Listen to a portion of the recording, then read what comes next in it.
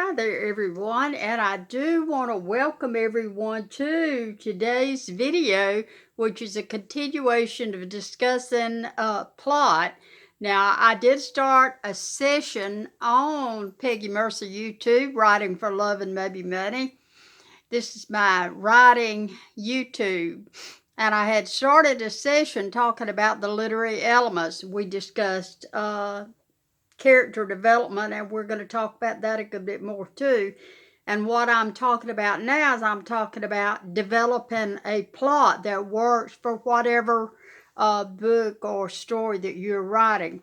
Now, you might be writing a short story. If you are, I advise you very seriously to get on the internet and research what you need to know about the word count and the length of a good short story.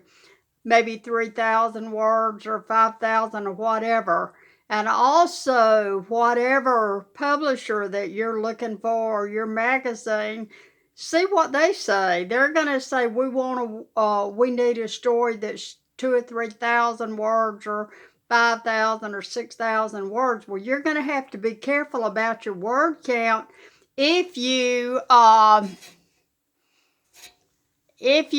think about it. Of course it's going to have a word count. Now, if you're writing a novel, let's say you're writing a book and you're determined to sell this to a really big publisher, and you know the name of the publisher, you've already talked to the editor, but you have no idea because you haven't even thought about it, what the word count that they require might be for that novel.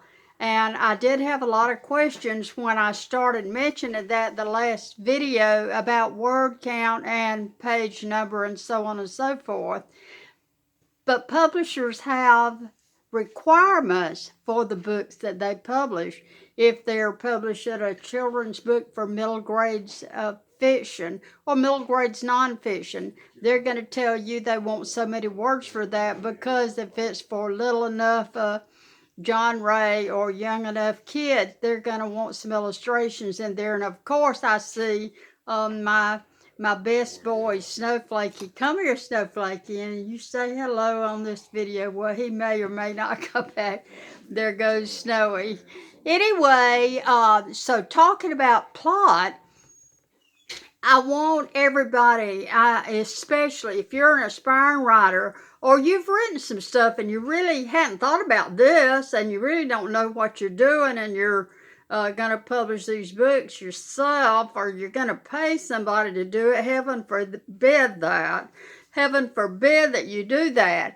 But if you do that, well, if that's what you want to do, that's okay too.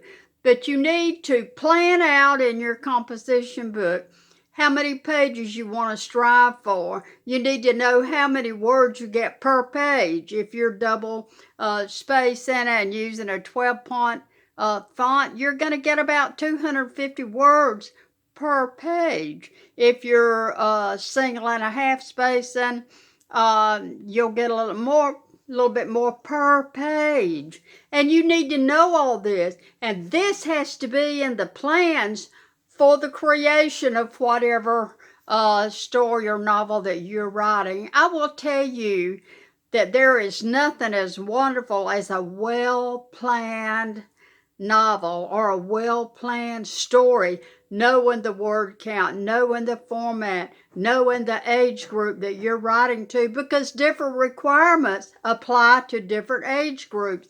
I would not write for a 5th grader like I would write for an adult, say a psychological thriller, totally different from something that you would be wanting to write for a 5th grader. Now, I do want to add in there then also, and you may not have thought about this, but this is something that I really want you to consider.